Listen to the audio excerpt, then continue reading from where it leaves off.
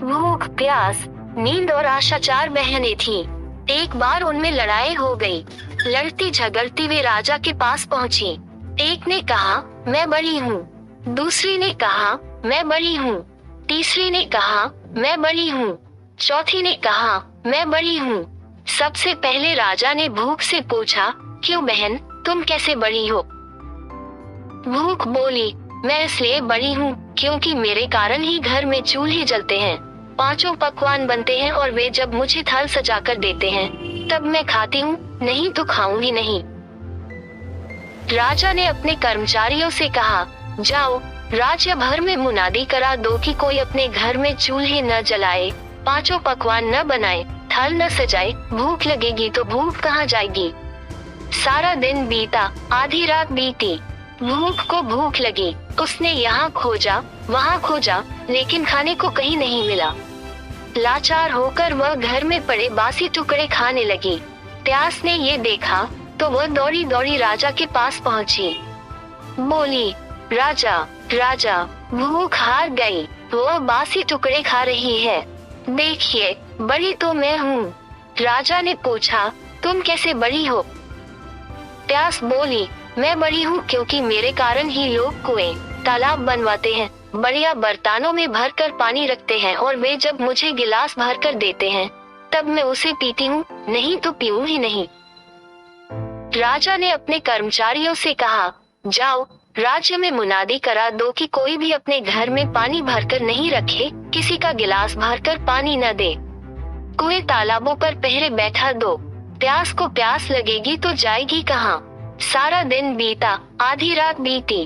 प्यास को प्यास लगी, वो यहाँ दौड़ी, वहाँ दौड़, लेकिन पानी की कहाँ एक बूंद न मिली।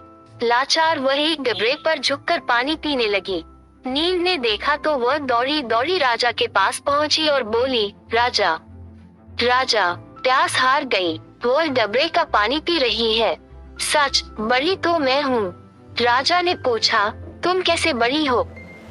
नींद बोली, मैं ऐसे बड़ी हूँ कि लोग मेरे लिए पलंग बिछवाते हैं, उस पर बिस्तर डलवाते हैं और जब मुझे बिस्तर बिछा कर देते हैं तब मैं सोती हूँ, नहीं तो सोऊं ही नहीं।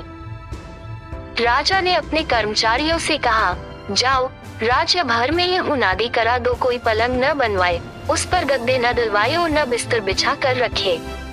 नींद को नींद आएगी तो वह जाएगी कहाँ? सारा दिन बीता, आधी रात बीती। नींद को नींद आने लगी। उसने यहाँ ढूंढा, वहाँ ढूंढा, लेकिन बिस्तर कहीं नहीं मिला।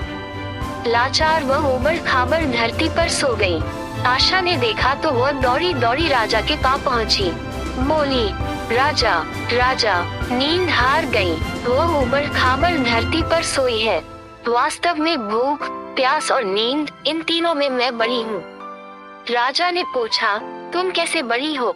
आशा बोली, मैं ऐसे बड़ी हूँ कि लोग मेरी खातिर ही काम करते हैं, नौकरी धंधा, मेहनत और मजदूरी करते हैं, परेशानियाँ उठाते हैं, लेकिन आशा के दीप को बुझने नहीं देते।